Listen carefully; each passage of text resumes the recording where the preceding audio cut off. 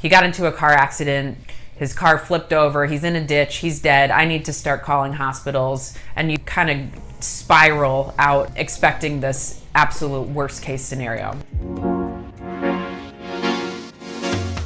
Hey everyone, I'm Kristen, the anxiety therapist. Today I'm going to be discussing another cognitive distortion called catastrophizing. If you missed the video last week, cognitive distortions are basically thinking errors. The word cognitive pertains to thinking, and then if something is distorted, then there's an error. We all have thinking errors sometimes. Maybe we misinterpreted someone said, but they become problematic when they are more habitual and pervasive. Usually they show up as serve a purpose or a function in our lives, but then at some point we realize that they're starting to do more harm than good. They're no longer protecting us from whatever emotions we feel we need protection from.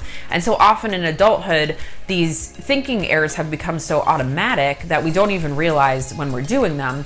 But what happens is they cause us to interpret events in a negative way, and they create thought patterns that cause us to view reality in a very inaccurate or irrational way. We want to make sure that we develop an awareness of when we have these cognitive distortions so that we can start changing those thought patterns and rewiring our brains. And the problem is, if these cognitive distortions do become automatic and are constantly reinforced, they do lead to things like anxiety, depression, other mental health issues. Today, I want to focus on catastrophizing. This can also be thought of as like expecting the worst case scenario. This is super common, and it often comes with a lot of anticipatory anxiety about an upcoming situation or event that maybe we're feeling a bit anxious about. An example would be your spouse usually gets home from work at 6. He's 10 minutes late, you give him a call, he doesn't answer his phone, and then immediately your mind goes to, oh my gosh, he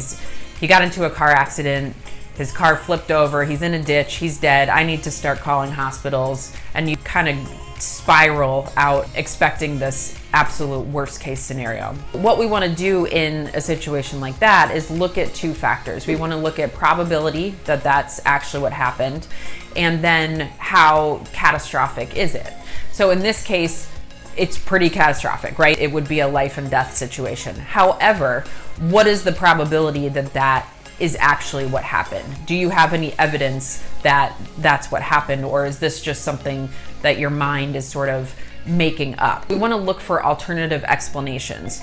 Maybe he got stuck in heavy traffic because there's always construction. Maybe he got tied up on a work call and couldn't get out of the office at a particular time. So we want to look for other plausible explanations for a situation before jumping to the worst case scenario, and then we can sort of bring down that anxiety, which allows us to think a lot more rationally and logically. But if we're in this really heightened anxious state, thinking that our partner is dead on the side of the road, we're not able to access that logical and rational part of our brain. So just pay attention going forward to see if catastrophizing shows up in your thought processes at all. And if it does, then you can ask yourself, what's the likelihood or the probability that this thing will actually happen? And then how catastrophic is it really? And 99.999% of the time, the odds will be very low, and it will not be sort of a life and death, world ending